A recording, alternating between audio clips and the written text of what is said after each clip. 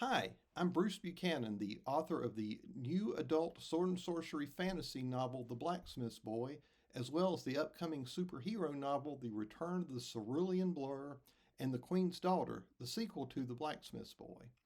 But today I'm not here to talk about novels. I'm here to talk about short form fiction in the form of microfiction, flash fiction, and drabbles, and how writing these types of short fiction can help you no matter what you write.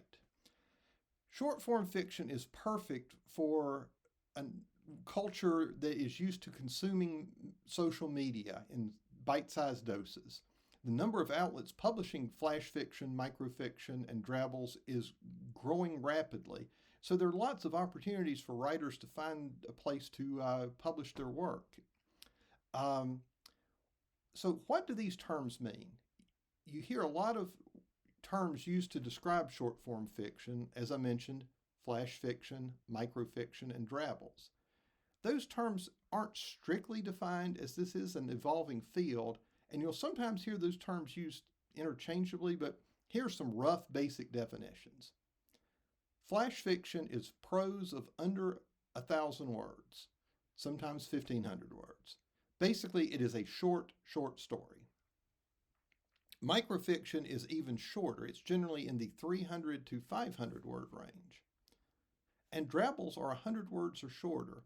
A number of publishers require drabbles to be exactly 100 words, or sometimes 101. So it is the shortest form of what I call short form fiction. But different publications have varying word requirements and definitions for these terms. So always, before you hit submit, make sure you've read the guidelines. That applies for just about anything you submit in writing, and it certainly applies when you're writing, short form fiction.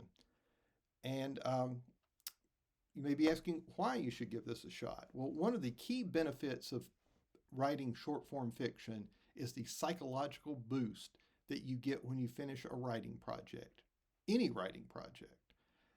Obviously, it takes months or sometimes years to write a novel. A traditional short story in the 2,500 to 7,500 word range, a few days or several weeks. But you can write, edit, and submit a drabble in a single sitting. Flash fiction may take a little longer, but it can still be turned around and ready for publication very quickly. And so that feeling of accomplishment can be a tremendous morale boost for a writer. As we all know, writing and publishing can be humbling pursuits. We writers need successes to keep us going. You may not be able to finish your novel over your lunch break or this evening after the kids have gone to sleep, but you can knock out a drabble and feel good that you've written something. It's, just a positive achievement you can check off. It also has plenty of practical benefits as well. For starters, the form of writing short form fiction forces you to focus on word selection. When your word count is so narrowly restricted, you have to cut anything that isn't essential to the story you want to tell. Can you say the same thing in fewer words? Are you using filter words that can be removed? Are you describing a scene in more detail than perhaps you need to? Drafting microfiction, flash fiction, and drabbles forces you to answer those questions and make hard choices about what to keep and what to cut. It's a good exercise in polishing your prose that can be applied to other longer writing projects.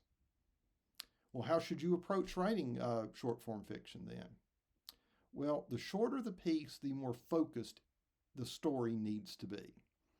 You just simply can't share as much in 100 or 300 or even 1,000 words as you can in a traditional full-length short story, no matter how tightly you write. So consider one thing you want your short-form fiction to say and limit it to just that. I think about it this way. A novel is like a movie. A short story is like an Instagram reel or a YouTube video, and a drabble is like a photograph. It's just a snapshot of a time, place, and emotion, and that's all it needs to be. And what do you need to know about publishing short-form fiction? Well, This brings about another benefit. As writers, we're always looking to get our work out to readers. Connecting with others is one of the main reasons we do what we do. And writing flash fiction, microfiction, and drabbles is a great way to build your resume as a writer, particularly if you're a new writer. Again, the turnaround time from sitting down to write to ending to sending it out is short. Each piece you get published is one more success story you can share with the world. It's one more piece of evidence that you can take to publishers, to readers, to yourself and say, see, I am a writer. When I was working on my first novel in 2023, I received my first publishing credits writing microfiction. And that boosted my confidence and gave me something to use when I pitched my manuscript. Getting a publishing credit for a 100-word drabble or a 300-word microfiction was a small step, but it was one in the right direction, and it really helped me a lot. And there's so many places now where you can publish this type of fiction. Many literary magazines and anthologies now accept drabbles, microfiction, and flash fiction alongside traditional length short stories and poems.